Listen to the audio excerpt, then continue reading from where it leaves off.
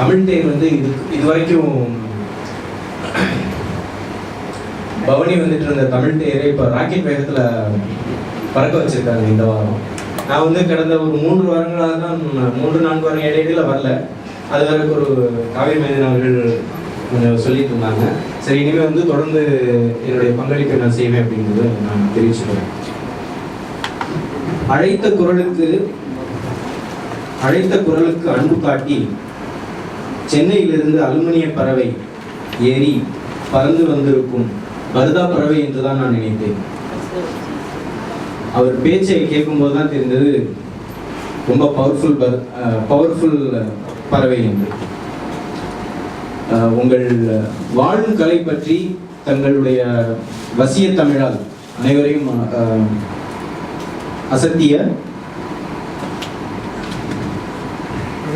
ஃபாசிலா அசத் அவர்களுக்கும்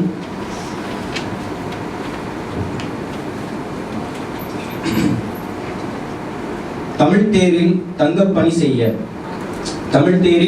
பணி செய்ய விரும்பி அங்கித்துணி சகிதம் அணிந்து வந்திருக்கும் தமிழ் தேரில் தங்கி பணி செய்ய விரும்பி அங்கித்துணி சகிதம் அணிந்து வந்திருக்கும் மஷ்ரிக்கின் வங்கி பணி தலைவர் ஆனந்த் அவர்களுக்கும்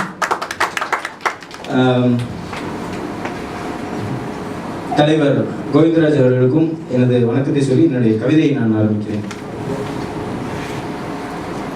கவிதை கரை புரள பாடும் காவிரி மைந்தன் அவர்களுக்கும் வணக்கம். ஆகலாம் அப்துல் கலாம். ராமநாதபுரம் நாட்டுக்கு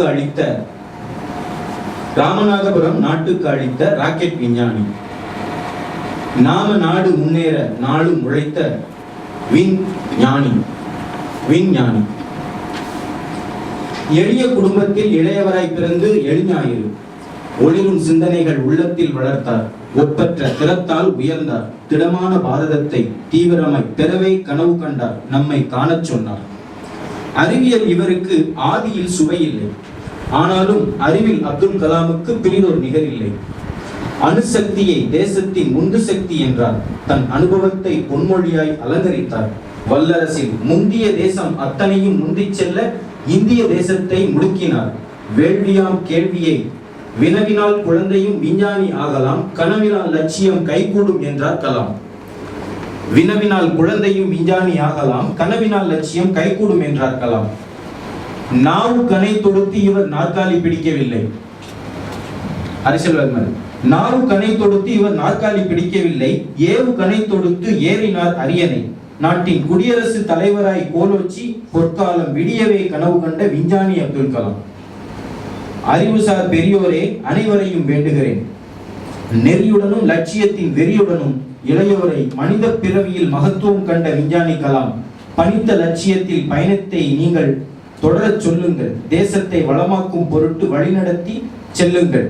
ஆமாம், நாம் வந்தாரை வாழ வைக்கும் இடமாகும்.